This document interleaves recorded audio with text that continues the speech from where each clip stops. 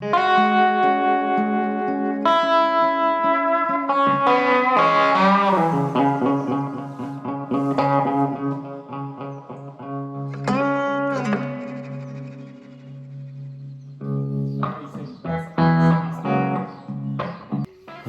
so we slept in a hammock. Really pretty little place here. I've pretty much had a ton of an anxiety that this hammock was gonna fall, and then I was gonna just end up whacking my head on this table underneath me. It just seems like there's so much trust in such a little string. But, you know, we're good. We're good, man.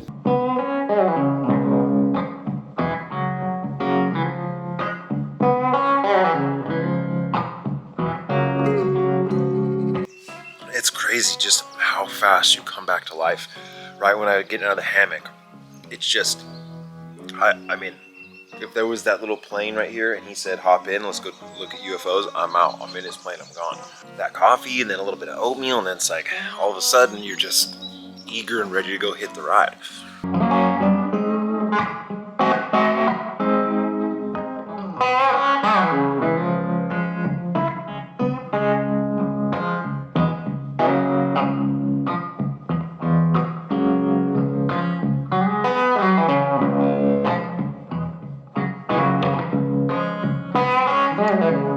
Here's one thing though, is there's a water pump at this park. And so the night before, he tried to turn on this pump and he got shocked. It's the forbidden water pump. You can't get it. So we are starting day 2 with no water. How long are we gonna ride before we get water? And that's one of the things that this trip has a new set of challenges. You know, the terrain isn't very difficult. Yeah, it is a lot of miles. But for the most part, if you had SAG, this wouldn't be that big of a deal. But starting on ultimately no breakfast, no water, no sleep. So we start climbing this crazy, beautiful gravel, overly green climb, like in the mist, in the fog. It's just beautiful. And Jeremiah sees a little stream that is easily accessible. So that was one thing, we got to find water. So we pull out this water filter and he starts filtering, you know, from this stream. So we fill up our bottles and we start climbing through just this epic scenery. About halfway through this climb, I start to seem to just find myself. My legs start waking back up. There's moments where you just transcend into, we're getting it done. And we just got it done. I mean, we just started crushing this climb.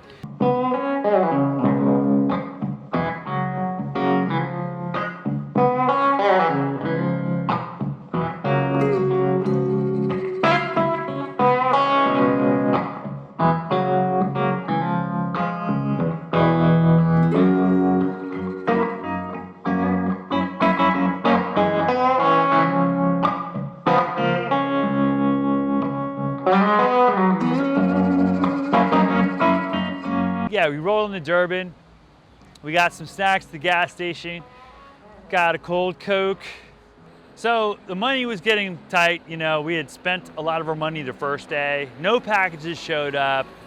This gas station, we got some candy, like some Red Hots and like some complete junk food. We've been eating like shit the whole time. These little gas stations in the middle of nowhere, absolutely rip. It's crazy how many calories you can get. I mean, I got so many calories for $6. But this freaking kid, he just gets candy on candy on candy. He has some like red things that were 900 calories.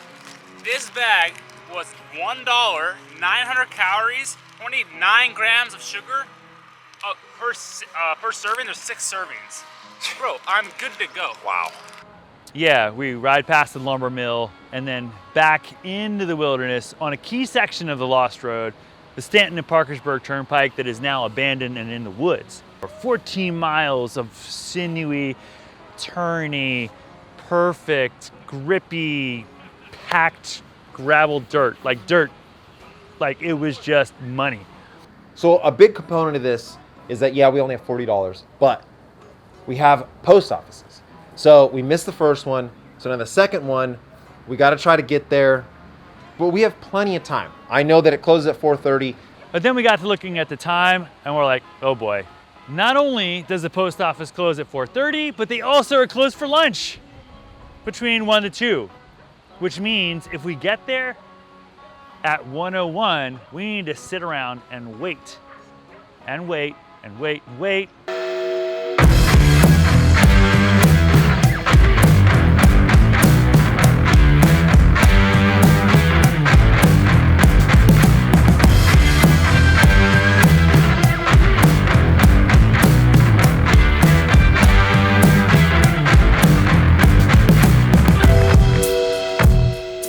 Drop down into Monterey and we're like, yes, we got here in time. We got here in time. It's time to open some packages. And I go into the post office and we ask, is there anything here? And there might not be, right? People might have just not sent anything.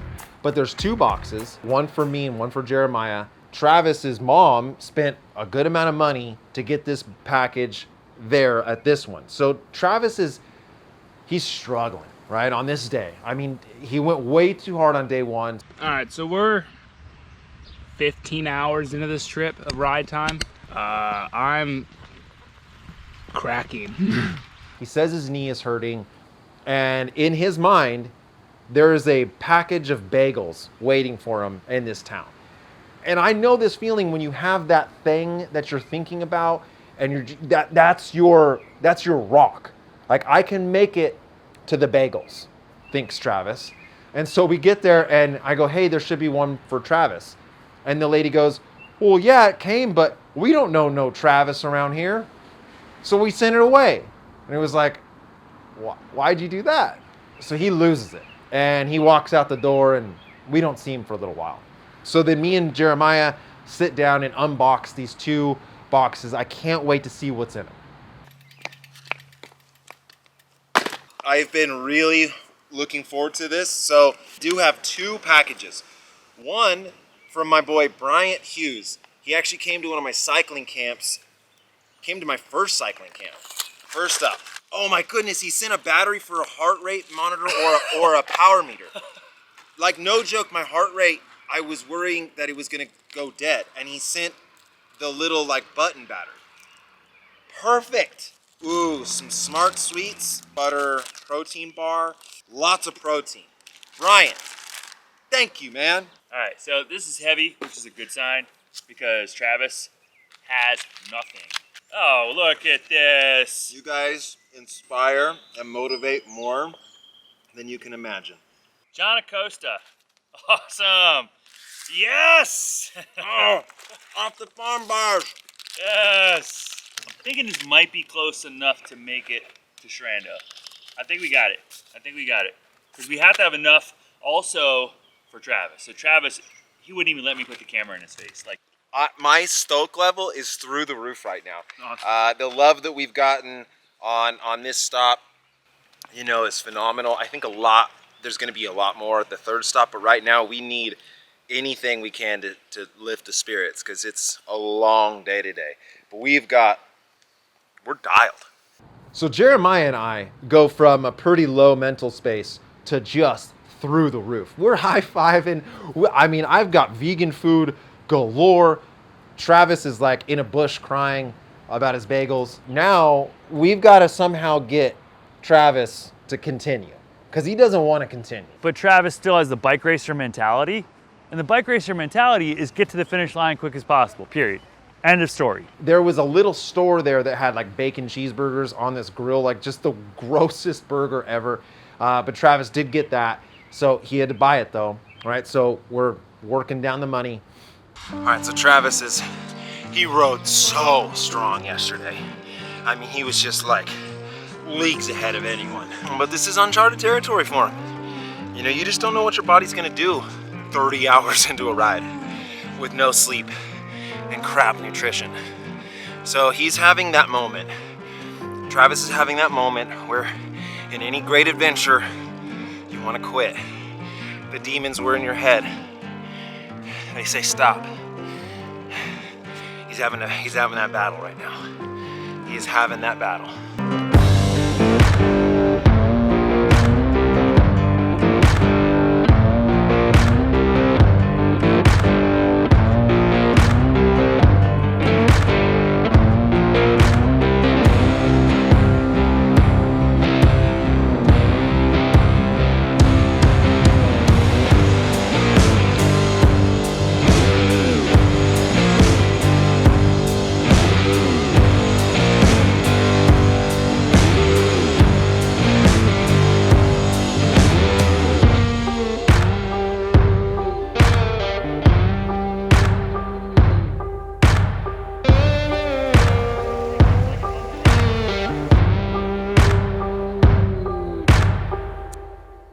So later on in that stage, life is going good. He's pushing the pace. Around Height Hollow, he started to have some knee pain.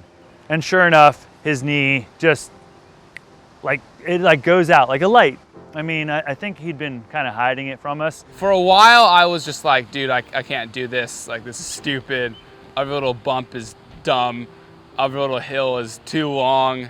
13,000 feet of climbing in, and my knee is just getting to a point of no return, I guess. We are kind of rallying around Travis. We're trying to help him. I think a little bit of ego and pride is just, he doesn't want help. He doesn't want to be babied. You know, we're offering him food. He's not taking it. We're offering him pushing. He's adamantly against us pushing him. On that downhill, we got to a flat part, started giving out. Had to unclip it, just pedal with one leg. I can push you, dude, and you can just stop pedaling and just, let's get to the base.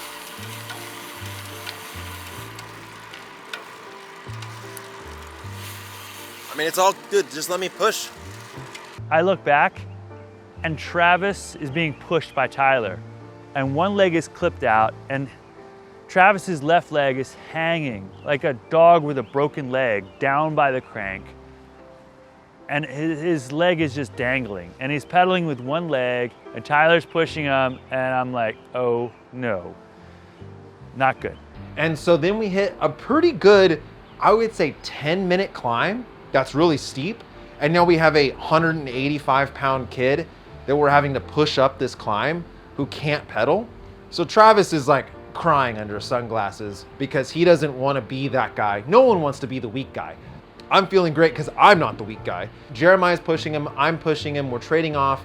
Then we get into the Belgian push. So Jeremiah's pushing Travis and I'm pushing Jeremiah. And so we're trying to get up over this climb. We finally crest. I'm actually wildly impressed that Travis was able to just mentally endure that. Not only physically, mentally, but I know he's embarrassed. Like he's just embarrassed, and I get it. But he pushed through it. And then they were pushing me for a while. We got over this hill, descended into a gas station, and we were just like, it's already 7:30 at night, and we still have Vesuvius. There is absolutely no way that Travis could have made it up the final climb up Vesuvius. So we had this conundrum. Do we cut the cord and leave Travis, put him in a car, send him home, figure it out? Because we can't go another 20 miles. We're already 10 hours into this ride, and technically we have another 45-minute climb with a big descent. I mean, it's gonna be another 3 or 4 hours to get to our campsite. I look at him, I'm like, he's done. I texted Kyle, who is our SAG driver, photographer, who was gonna meet us at the finish. I'm like, hey, you gotta get down here. You gotta pick up Travis. Tell you what, this is what we can do. We can change the plan. We'll cut a little bit out of today, get you a good night's sleep, and then we'll ride again tomorrow. So we look at an abandoned church, we look at a park, we're on Google Maps, we're trying to find where are we gonna stay. It's like an abandoned church. I looked at the street view. There's like one window missing. Perfect. You know, that's a great place to hide overnight. And I felt like it's not my call to say, you're out. I need him to say he's out. So I'm gonna do everything I can to give him the opportunity. Give him the opportunity. If he wants to pull out, then he can, but it shouldn't be my decision. All right, so I'm gonna try something wild, man. I'm gonna try to get Comfort Inns and Suites to compass a room. I don't know how I'm gonna do that because we're in pretty dire straits about where we're gonna stay tonight. Travis's knee is really, messed us up, but dude, I don't want him to quit. Do you have rooms? Yes. Are you the manager? Nope.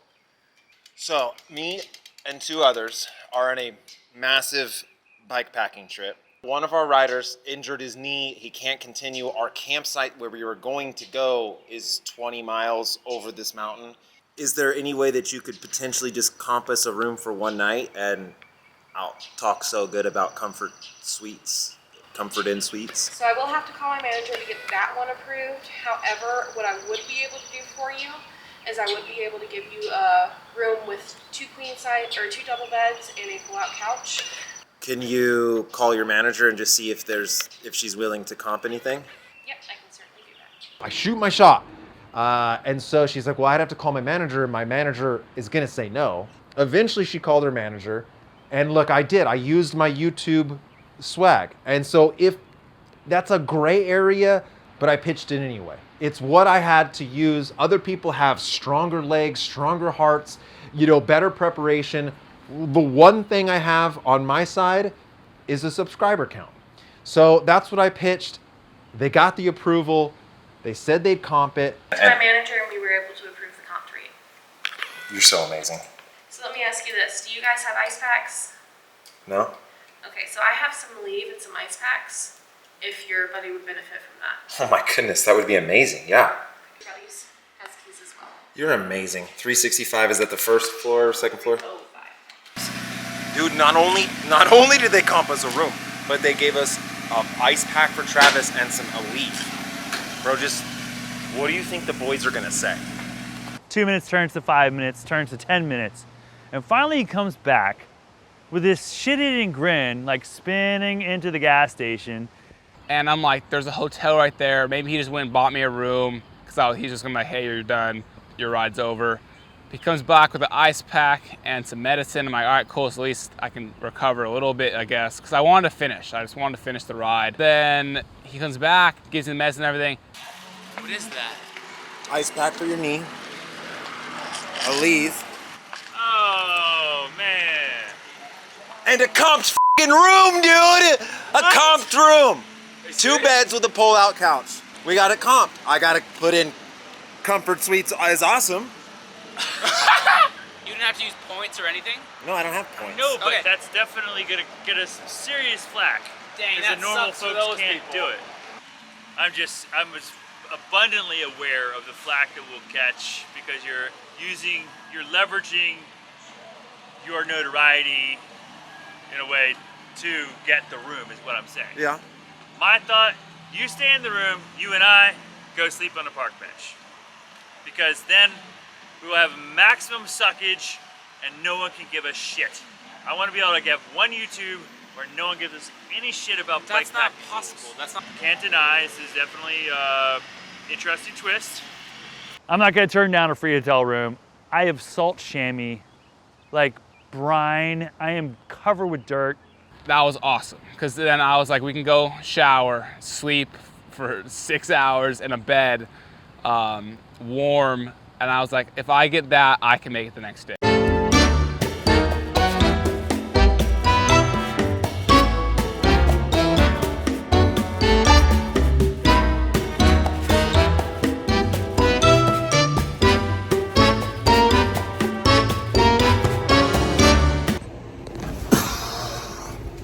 It's so good.